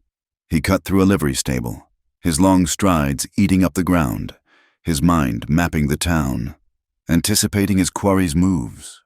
Jack scrambled up a pile of crates onto the low roof of a tannery, hoping to lose his pursuer in the jumble of rooftops. The corrugated tin was hot under the midday sun, shimmering with heat. He ran, his boots clattering on the metal, and then froze. Ashki was waiting for him on the next roof, having climbed up from the otki side, cutting off his escape. He stood silhouetted against the bright sky, as inevitable as a force of nature. With a curse, Jack leaped across the alley to the roof of a laundry, the smell of hot lye and steam rising to meet him. Ashki followed in a single, fluid motion. They raced across the hot, rattling tin. A desperate, high-altitude chase. Jack, seeing he was outmatched in speed, turned to fight. He pulled a long knife from his boot, its blade glinting in the sun. The fight was not a prolonged, dramatic duel. It was a quick, brutal, and practical affair. Jack lunged, and Ashki sidestepped, letting the knife slash through empty air. He did not try to disarm Jack. He simply struck the man's elbow with the heel of his hand. A sharp, precise blow that sent a shockwave of pain up Jack's arm, making his fingers go numb. The knife clattered to the roof. Before Jack could recover, Ashki swept his legs out from under him. He went down hard, the impact knocking the wind from his lungs. Ashki was on him, a knee on his chest, a hand on his throat. "It is over," Ashki said, his voice devoid of emotion. Jack lay there, gasping for air, a bloody line on his forehead where he had hit the tin. Defeat and a deep, world-weary bitterness filled his eyes. "Merit," he rasped. "He is moving up the timeline. He is not waiting for the rains. The dam goes up in 3 days. He coughed, a raw, painful sound. He has hired a new crew, 30 men, old miners and ex-soldiers. He is giving them all new rifles and calling them the Dry Needle Citizens Militia. He plans to start a war he knows you cannot win." Nora arrived, breathless from her run, to find them on the rooftop. She saw the defeated outlaw and the cold fury in Ashki's face. "We have him," Ashki said, his hand still tight on Jack's throat. "Now he will face justice." "We will take him to the marshal," Nora said, pulling the documents from her satchel. "We will let the law handle this." The law. Ashki looked at her, his eyes blazing. "His victims are back at the Verde Creek. My people, your friends, they are the ones who deserve to face him, to pass judgment. That is the only law he understands." "And what will they do?" Ashki, she challenged, her voice rising. "Hang him from the nearest tree. That is not justice. That is vengeance. It is Merit's way. It cannot be ours." He looked from her determined face to the broken man beneath him. Her words struck home, a painful truth. To answer Merit's lawlessness with more lawlessness would be to lose the very thing they were fighting for. He let out a long, slow breath, and the killing rage receded. He pulled a rope from his belt and began to tie Jack's hands. They had chosen their path, the long one, the hard one. They marched Canyon Jack, bound and sullen, into the office of the United States Marshal. The man behind the desk, Abe Whitlow, was older than they had expected, his face a leathery landscape, his mustache white with age. But his eyes were clear, sharp, and missed nothing. He listened to their story without interruption, his expression skeptical. Nora laid their evidence on his desk: the coded telegrams, Merit's ledger, the freight manifests, the melted lead seal, Elias Reed's logbook, open to the page detailing the payment for the illegal engraving. Finally, she recounted Jack's confession. Whitlow picked up the logbook, his thumb tracing the neat columns of numbers. He looked at the bound outlaw slumped in the chair. He looked at the intense Navajo warrior and the determined woman with soot on her dress. He saw the truth, a solid, undeniable thing built of paper, lead, and testimony. "Well, I will be," he said, his voice a gravelly rumble. "It seems you two have done my job for me." He leaned back in his chair. "This is a federal matter. The railroad, the mail, the territorial seal."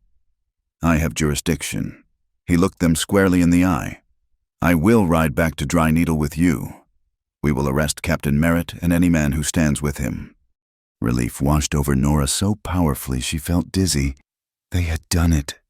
But, the marshal continued, holding up a finger, a judge will want more than the word of a known outlaw and a dead engraver.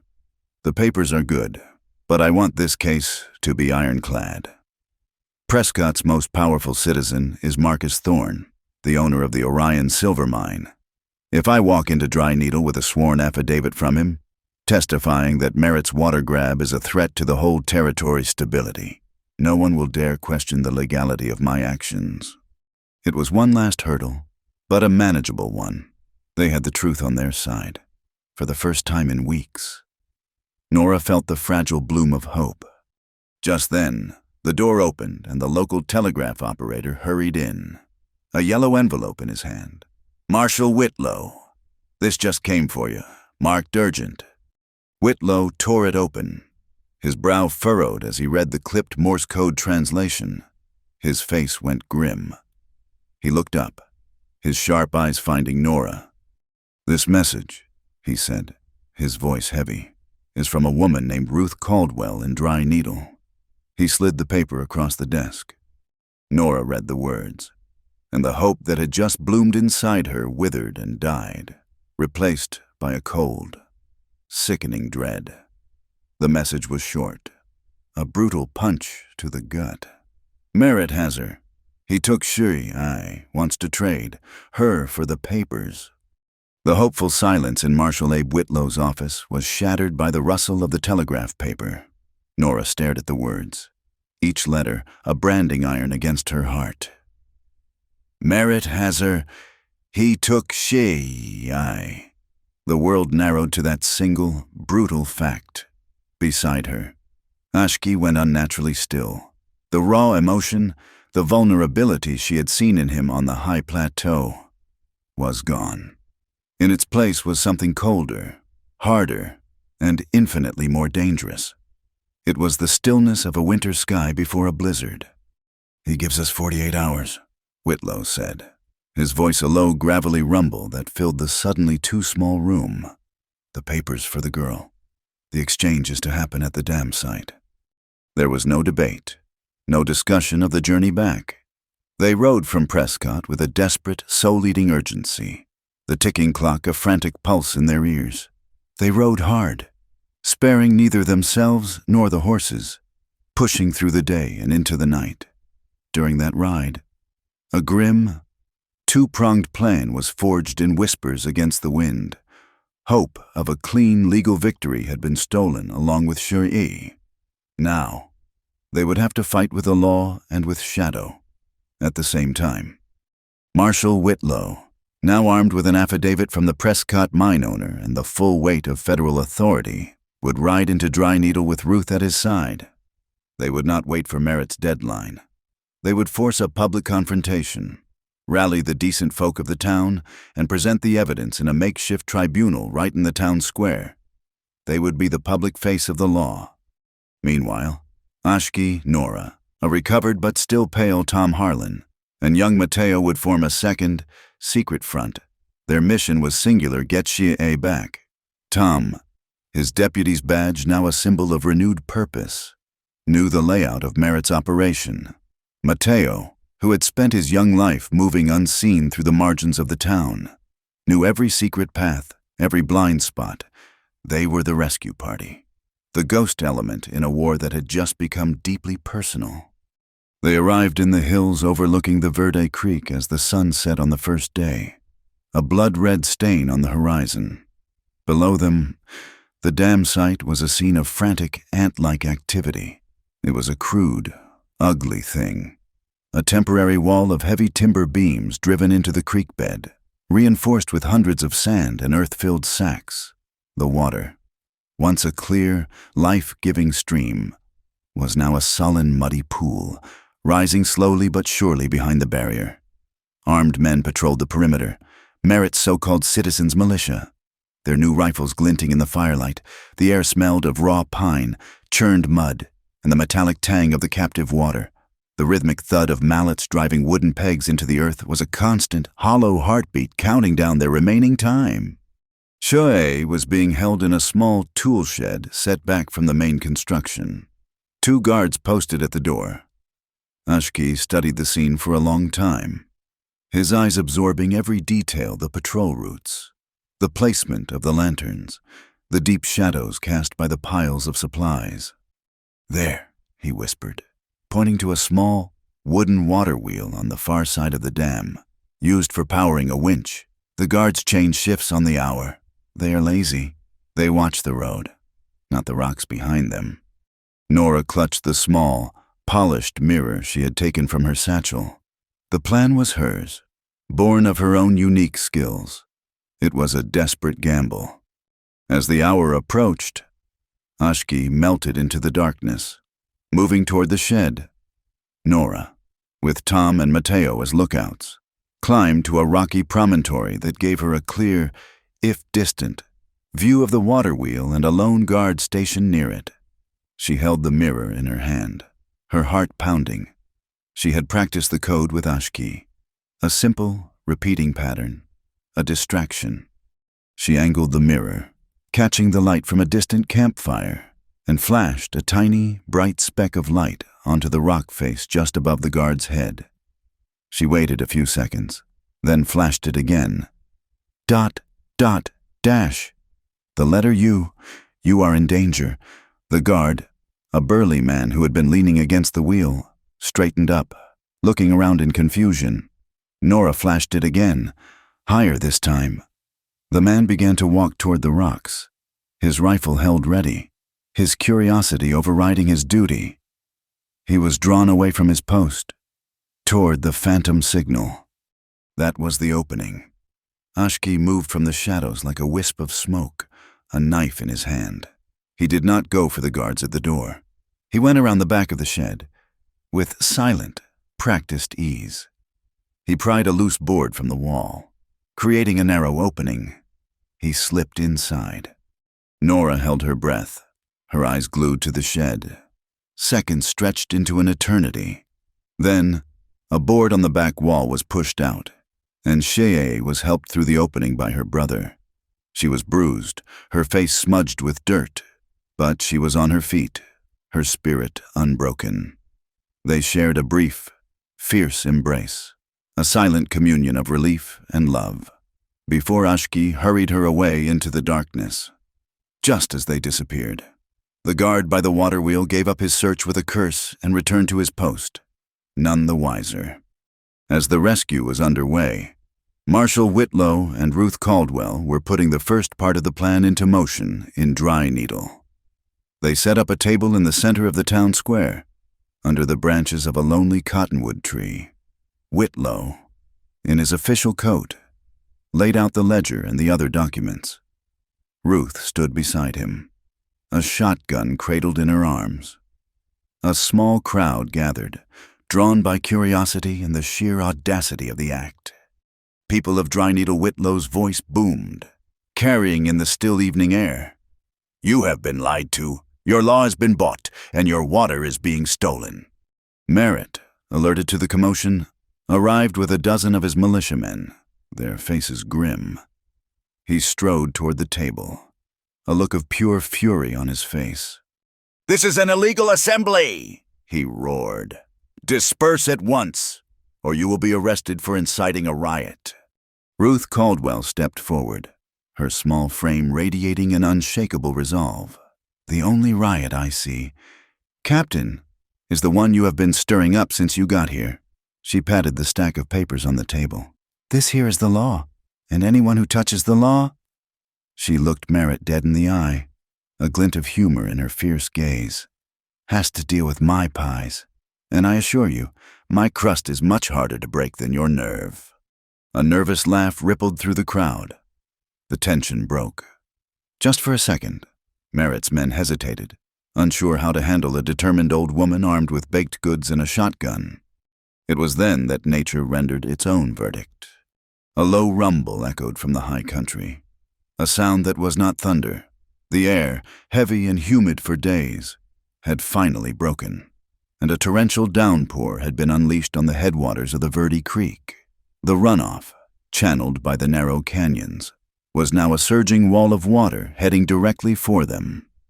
At the dam site, the first sign was the sudden, alarming rise of the muddy pool. The creek, which had been lapping at the halfway point of the barrier, was now climbing with terrifying speed.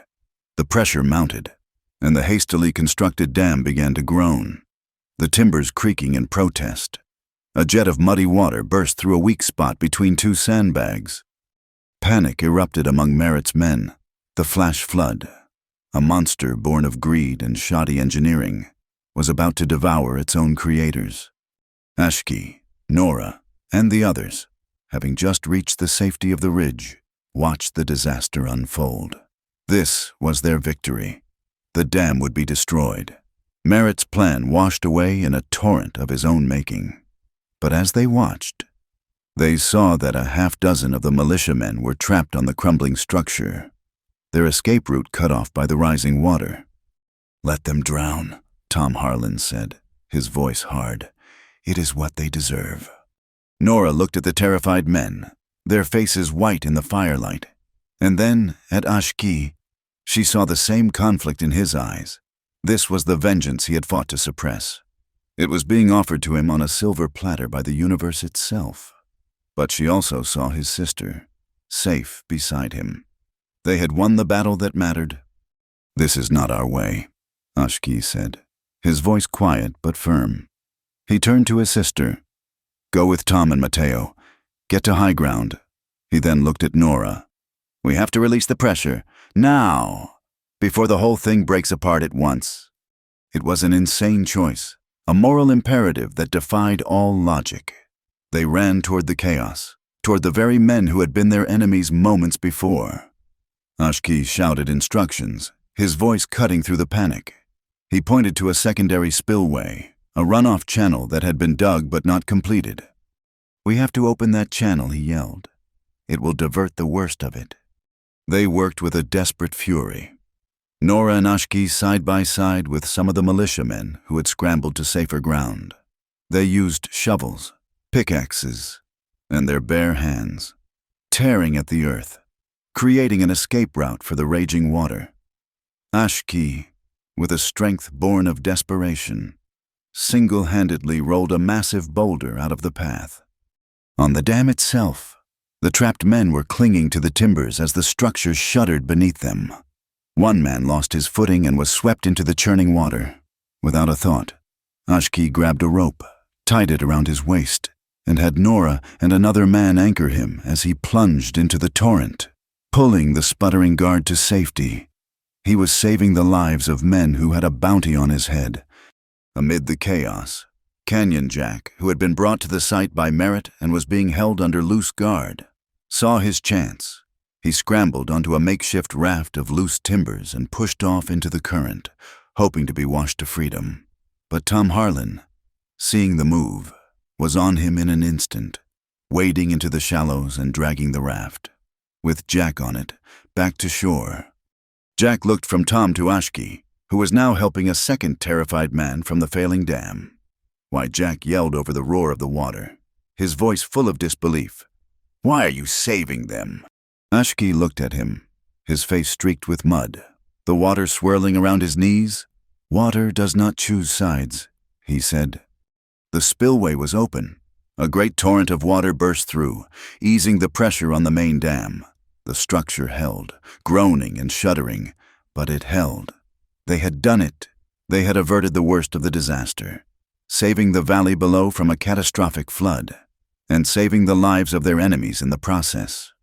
Captain Silas Merritt stood on the highest point of the dam, a lone figure against the raging water. His hostage was gone. His plan was in ruins. His own men were being rescued by the very people he had sought to crush. He was a king in a kingdom of mud and splintered wood. He raised his pistol, his face a mask of insane fury. He aimed it not at any one person, but at the world that had defied him. In the deafening roar of the water, he pulled the trigger. A single shot rang out, a sharp angry crack that was almost lost in the storm. Merritt's gunshot was the breaking point, a crack of human madness against the overwhelming roar of nature. It was not aimed at anyone. It was a futile scream of rage at his own ruin. The sound, however, broke the spell of stunned disbelief that had gripped his remaining loyal men. They saw their leader cornered, their project collapsing, and they reacted as cornered men do. They raised their rifles and opened fire. The next moments were a blur of desperate, instinctual action. There was no time for strategy, only for survival. Ashki tackled Nora, pulling her behind the solid granite of a large boulder as bullets spanged off the rock above their heads.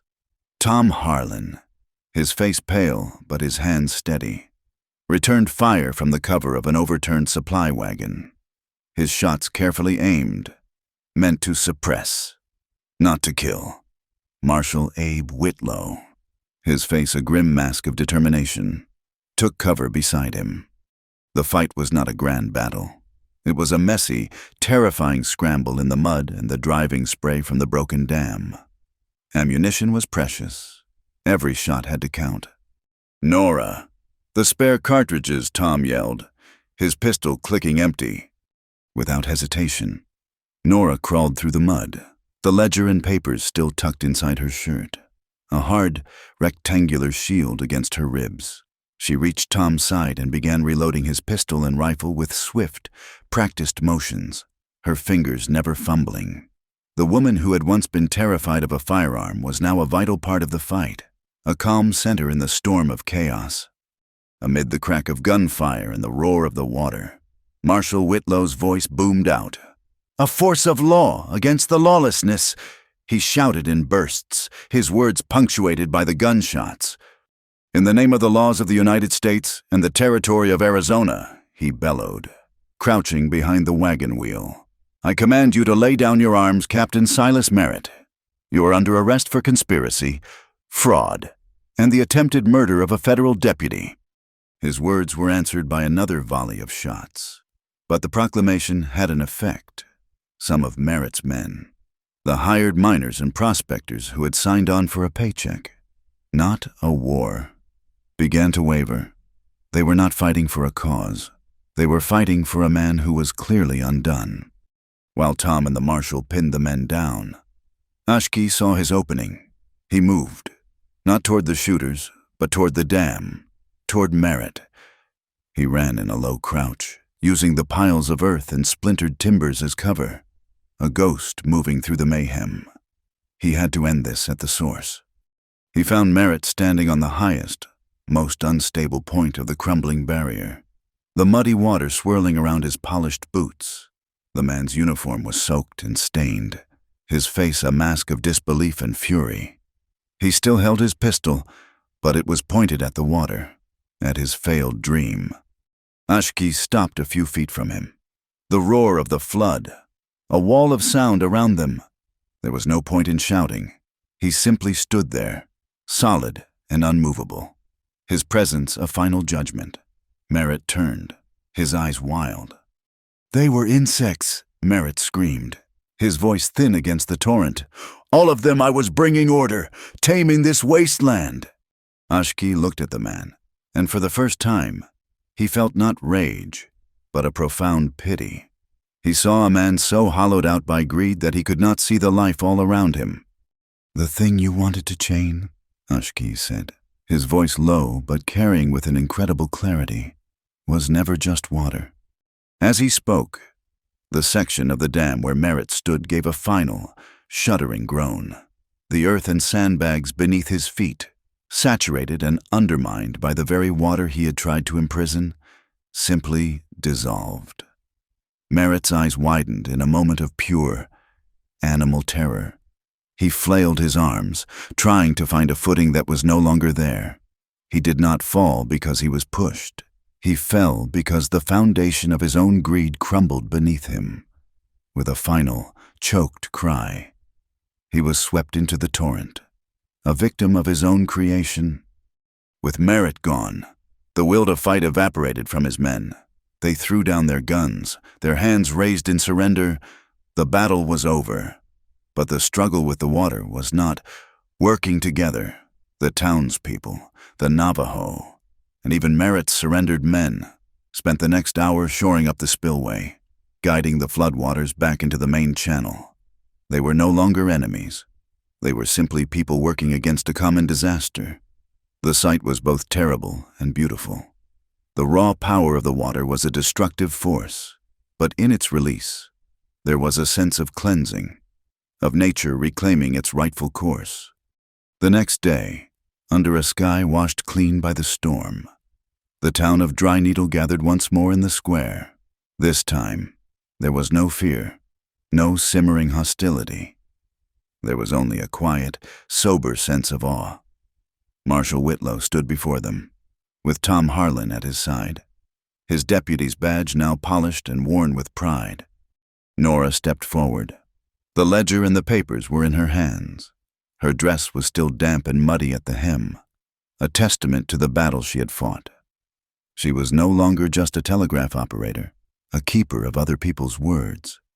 She was a keeper of the truth, with a clear, steady voice. She read from Merritt's own ledger, her words weaving a damning narrative of corporate greed and corruption. She presented the forged seal, the telegrams, the manifests. It was all there, an undeniable chain of evidence. When she finished, Marshal Whitlow brought a sullen, defeated Kenyan Jack forward.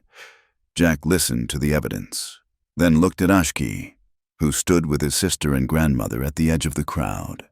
He saw no triumph in the Navajo's face, only a quiet, weary resolve, with a sigh that seemed to empty him of all his bitterness. Jack took the pen Whitlow offered and signed a full confession. A sound started at the back of the crowd, a smattering of applause that grew into a wave of thunderous, heartfelt relief. It was the sound of a town taking its first breath of free air after being suffocated for so long. One of the ranchers who had been most vocal in his accusations against the Navajo made his way through the crowd to Ashki. The man was humbled, his face full of a shame that was honest and deep. "I was wrong," the rancher said, extending a hand. "We were afraid, and he used that against us. I am sorry." Ashki looked at the man's outstretched hand, and then at his grandmother. She gave him a small, almost imperceptible nod. He took the rancher's hand and shook it. It was not forgiveness, not yet, but it was a beginning. In that moment, Ashki felt the last vestiges of his brother's anger, the hot-blooded need for vengeance, finally cool and recede. He had not won by crushing his enemy. He had won by choosing to build something better in its place. He had chosen the long, hard path, and it had led him here.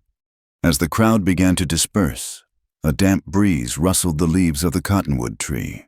It caught the dark blue neckerchief tied around Ashki's throat, the one with Nora's copper stitches glinting in the sun, and made it flutter like a proud, resilient banner.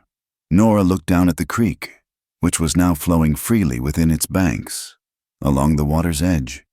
She saw the first tiny, green buds appearing on the branches of the cottonwoods, a promise of new life. That evening, a great bonfire was lit in the town square. It was not a fire of anger or fear, but of celebration and community. The people of Dry Needle and the people from Ashki's camp gathered together, sharing food and stories. The air was filled with a cautious but genuine warmth. Mateo, his face glowing in the firelight, pulled a small harmonica from his pocket and began to play a simple, sweet, and hopeful tune. Chie, sitting beside her brother, watched Nora talking with the marshal. A genuine, unguarded smile touched her lips for the first time since her ordeal. She was safe. Her brother was safe. Their water was safe. Ruth Caldwell moved through the crowd, handing out thick slices of apple pie from a large tray. She stopped in front of Nora and Ashki, offering them a piece. "Well," she said, her eyes twinkling with her usual wry humor, "what did I tell you? The pies of justice always rise better after a storm." The dawn that followed the bonfire was quiet and clean. The air, washed by the storm, felt new. Marshal Abe Whitlow, His work in dry needle done, organized his prisoners. A sullen, silent line of Merritt's former militia. Their dreams of a quick payday turned to dust, were loaded into a wagon for the long ride to the territorial prison. Merritt's body had been recovered downstream, a final, sodden punctuation mark on his reign of greed. The Elkhorn Water and Railroad Company, faced with a federal investigation and a mountain of damning evidence, would be tied up in legal battles for years to come. In the weeks that followed, Dry Needle began to heal, not by forgetting, but by actively rebuilding. The most remarkable change happened at the creek. Led by Ashke's quiet wisdom and Nora's clear-headed sense of fairness, the ranchers and the Navajo elders sat down together. They did not sit as adversaries, but as neighbors who had looked into the same abyss and chosen to pull back together. They drew up a new water compact, a simple document that guaranteed shared access, outlined responsibilities for maintaining the waterway, and established a council with members from both the town and the Navajo community to resolve any future disputes. It was a piece of paper born not of lawyers and distant politicians, but of shared hardship and mutual respect. The town's official leadership changed as well. The territorial governor, prompted by Marshal Whitlow's scathing report, offered the position of town sheriff to Tom Harlan. He tried to refuse, claiming he was not the right man for the job, that he lacked the necessary steel. It was Ruth Caldwell who changed his mind. She found him polishing the brass on the door of the now empty sheriff's office. "Tom," she said, "setting a fresh pie on the windowsill. The strongest steel is not the kind that never bends. It is the kind that bends in a storm and does not break. This town does not need another iron fist. It needs a steady hand. It needs your hand." He accepted the job the next day. Ruth's own establishment blossomed. A new, hand-painted sign appeared above the door of her boarding house. It read, "Caldwell's Boarding House. Fine food, fair lodging, and sound legal advice. Pies a specialty." Her business thrived, becoming the true heart of the town, a place where disputes were settled over coffee and common sense before they had a chance to fester. Young Mateo, his days of scavenging for scrap metal behind him, found a new future. The town blacksmith, a man who had seen the boy's quick mind and nimble fingers, took him on as an apprentice, the sound of his hammer striking anvil, once just a part of the town's noise, now rang with the clear, bright sound of a life being forged anew. But the most hopeful new beginning took place in the shade of the great cottonwood tree down by the creek. Here, Nora and Ashke started their school. It had no building, just a collection of smooth, flat stones for seats and a slate propped against the tree's trunk. In the mornings, Nora taught the Navajo children and a few of the town's youngsters how to form their letters, how to read words, and how to tap out messages on a practice telegraph key. Her teaching was patient and full of a joy she had never known. She was not just transmitting information, she was giving them a voice in the wider world. In the afternoons, it was Ashke's turn. He did not use a slate. His classroom was the earth, the sky, and the water. He taught the children how to read the stories written in the tracks of a deer, how to find their way by the stars, how to listen to the language of the flowing water, and how to care for the horses that were the lifeblood of his people. He was not just teaching skills, he was passing on a legacy of resilience and a deep, abiding connection to the land. One late afternoon, after the children had all gone home, Nora and Ashke stood together by the water's edge. The creek flowed past them, its voice a gentle, constant murmur. The sun was low, casting a warm, golden light across the landscape. Ashke reached up and touched the mended neckerchief at his throat. The wound beneath it had healed into a thin, pale scar.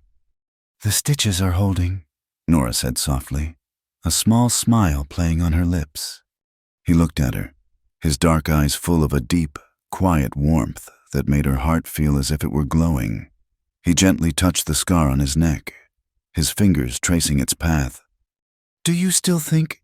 she asked, her voice a playful whisper, picking up the thread of a conversation that had changed everything between them.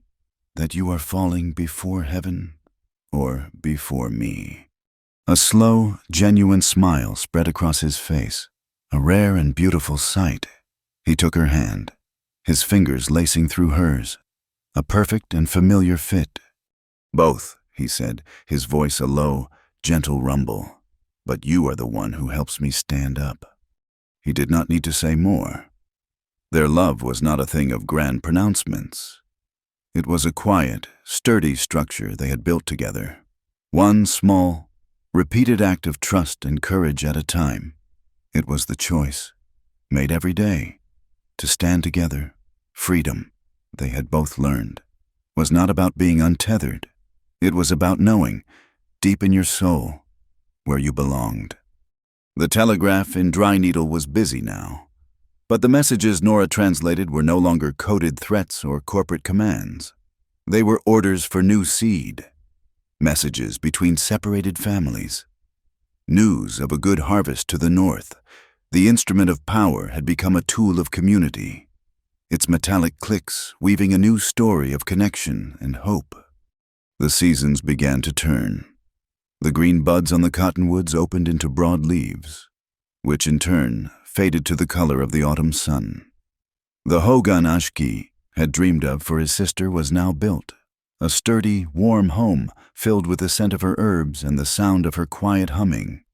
One morning, just as the first light of dawn was spilling over the mesas, painting the surface of the Verde Creek in strokes of rose and gold, Nora and Ashki stood outside their own small cabin, built a little ways downstream from the town. A letter had arrived for them the day before, bearing a seal from Washington. It was a formal request for them to travel east, to testify before a congressional committee in the government's case against the Elkhorn Company.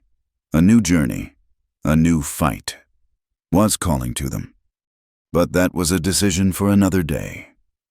This morning, there was only the peaceful sound of the flowing water and the warmth of the rising sun. Ashki's hand found hers, their fingers intertwining. From the corral nearby came the sound of children's laughter, clear and bright on the crisp morning air, as Mateo showed Shia Ye's young cousins how to properly brush a horse. This was their home. This was their peace. Whatever came next, they would face it from here, together. Thank you for being part of our story tonight. Please let us know in the comments where you are listening from so we can all connect. And remember to subscribe to Wild West Tales, like the video, and press the hype button to help share this tale with more people.